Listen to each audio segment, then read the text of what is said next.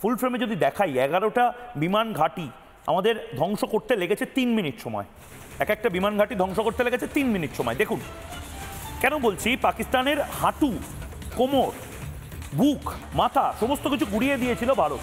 নূর খান বিমান ঘাঁটি এটাই হচ্ছে সবচেয়ে সেন্সিটিভ জায়গা, যেটার পরেই নড়ে চড়ে বসে পাকিস্তানপন্থীরা।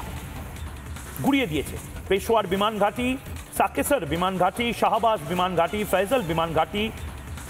এবং মাথায় রাখুন এগুলো কিন্তু ভারত থেকে কতটা ভেতরে। এই শাহবাজ বিমান ঘাঁটি একেবারে হার্ট অফ পাকিস্তান যাকে বলে, একদম পাকিস্তানের মধ্যভাগে।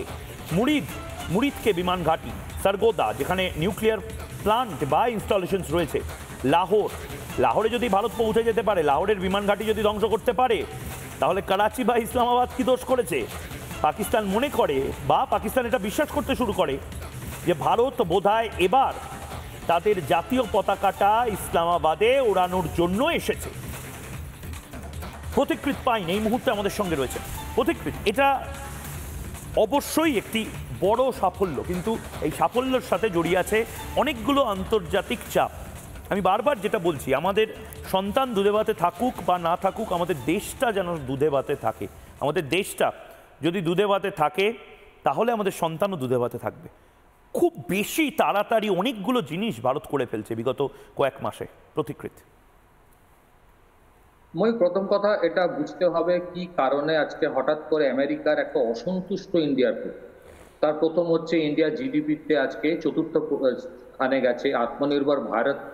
তার প্রমাণ হচ্ছে অপারেশন সিন্দুর। যে ধরনের টেকনোলজি ব্যবহার করা হচ্ছে সেগুলো বেশিরভাগই ইন্ডিয়ায় তৈরি। আপনি লয়টারিং মিউনিশনস বলুন বা যেগুলো ব্রাহ্মস ছাড়া হয়েছে বা পিনাকা বা যেগুলো এয়ার ডিফেন্স সিস্টেমে যেগুলো মিসাইল আকাশ থেকে শুরু করে আরো অনেক রকম আছে। দ্বিতীয়ত হচ্ছে একটা অদ্ভুত ঘটনা ঘটছে এখন, পাকিস্তান থেকে কিছু জার্নালিস্ট ক্লেম করছে যে নূর খানে যে বেসটা আছে, যেটাকে নিউক্লিয়ার কমান্ড অথরিটি যেটা পাকিস্তানের, সেটা নাকি পাকিস্তানের কন্ট্রোলেই নেই, সেটা নাকি আমেরিকার কন্ট্রোলে ছিল।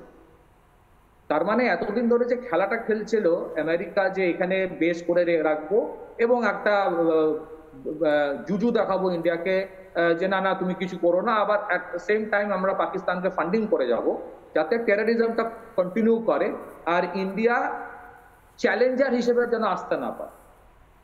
যতদিন ইন্ডিয়া থেকে ব্রেন ড্রেন হয়ে আমেরিকায় গিয়ে সফটওয়্যার কোম্পানি ইন্ডিয়ানরা তৈরি করেছে ততদিন ইন্ডিয়া খুব ভালো। যেদিন ইন্ডিয়া বলছে আমি আত্মনির্ভর ভারতে নিজের দেশে স্টার্ট আপ তৈরি করবো, সেদিন ইন্ডিয়ার প্রতি ওরা অসন্তুষ্ট হয়ে গেছে। এরকম অনেকগুলো ঘটনা আছে। আমরা নিজেরা ভ্যাকসিন তৈরি করে নিজেরা শুধু ব্যবহার করেছি না, 99টা অন্য দেশে দিয়েছি।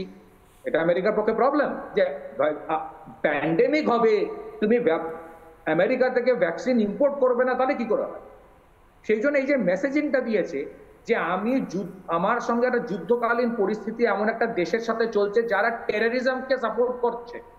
আমরা কিন্তু প্রথমে পাকিস্তানের কোনো সামরিক ঘাঁটিতে আঘাত হানিনি, টেরার বেসে অ্যাটাক করার জন্য পাকিস্তান উল্টে আমাদের দিকে অ্যাটাক করার চেষ্টা করেছে। তখন গিয়ে যে মেসেজিংটা দিয়েছি, যা দেওয়া হয়েছে সরকারের তরফ থেকে, সেটা হচ্ছে এই যে ওই জুজু ভয় দেখানোর সেই জায়গাগুলোকে অ্যাটাক করার ক্ষমতা রাখে ইন্ডিয়া।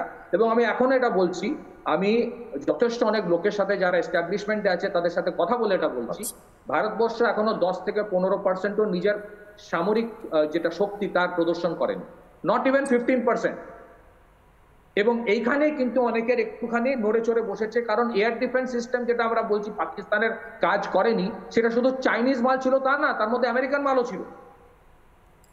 এবং ওখানকার F-16 থেকে শুরু করে C-130 এয়ারক্রাফট অনেক কিছু ওখানে ধ্বংস করে দিয়েছে ইন্ডিয়া।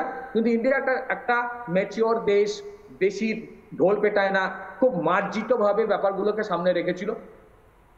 যেহেতু আমাদের অপোজিশনে কিছু লোক আছে, তারা উঠে উঠে কি করেছো বলো বলো, আর আমেরিকা যে আমি সেটিং করিয়েছি এই করিয়েছি। এইবার যে এক্সাম্পলটা দিয়েছে, এবার যে বলে দিয়েছে যে নিউক্লিয়ার কমান্ড অথরিটি শুধুমাত্র একটা নিউক্লিয়ার বেস না, সেইখান থেকে 170টা ওদের যে ওয়ারহেড আছে সেটা একটা ডেলিভারি মেকানিজম, মানে একটা মিসাইলে লাগিয়ে সেটাকে কন্ট্রোলড ওয়েতে লঞ্চ করে একটা জায়গায়, এমন নয় যে মিসাইলের উপরে নিউক্লিয়ার বোম লাগিয়ে রাখা হয়, ওটা একটা কমপ্লিকেটেড মেকানিজম আছে। সেটা যেখানে কন্ট্রোলটা হয় সেই জায়গাটাকে উড়িয়ে দিয়েছে ইন্ডিয়া। এবং সেইখানে আরেকটা ব্যাপার হচ্ছে, এই যে বোরন যেটা আনা হয়েছিল ইজিপ্ট থেকে বিশাল পরিমাণে, তার মানে রেডিয়েশন হয়েছিল, ইন্ডিয়া করেছিল, আমেরিকা জবাব দিতে করা হয়নি। তো এই যে আমেরিকা পাকিস্তানকে টিকিয়ে রেখেছে একটা যুদ্ধকালীন পরিস্থিতিতে, আইএমএফ থেকে টাকা দিচ্ছে, যে আইএমএফ এর টাকা পাকিস্তান কোনোদিন শোধ করেনি। তাহলে আমার মতো দেশ, আমরা যেরকম, আমার তো মনে হয়, একটা লাস্টে কথা বলছি ময়ূক, এই মেসেজিংটা আমি এটা দায়িত্ব সহকারে বলছি, ফাইন্যান্সিয়াল অ্যাকশন টাস্ক ফোর্সে আইএমএফ আর ওয়ার্ল্ড ব্যাংকে ওখানে লিস্টে নাম দেওয়া উচিত, সেটা ইন্ডিয়ার একটা আর্জি দেওয়া উচিত। কারণ ওয়ার্ল্ড ব্যাংক, আইএমএফ কন্টিনিউসলি একটা টেরর স্টেটকে ফান্ডিং করে যায়, এটা জেনেও যে ওই টাকাটা কোনোদিন ওরা ডেভেলপমেন্টের কাজে লাগায় না, পাকিস্তান সেটা দিয়ে টেরর ফান্ডিং করে। তাহলে আইএমএফ যখন টাকাটা দিচ্ছে, তাহলে ফাইন্যান্সিয়াল অ্যাকশন টাস্ক ফোর্সে এদের নাম কেন থাকবে না? অরিন্দম ভট্টাচার্য, আপনি কিছু বলতে যাচ্ছিলেন। একদম। নানা ধরনের কন্টেন্ট দেখার জন্য লাইক করুন, শেয়ার করুন আমাদের ফেসবুক পেজ, সাবস্ক্রাইব করুন আমাদের ইউটিউব চ্যানেল। পাশাপাশি অন্যান্য ব্রেকিং নিউজের জন্য অবশ্যই চোখ রাখুন রিপাবলিক বাংলায়।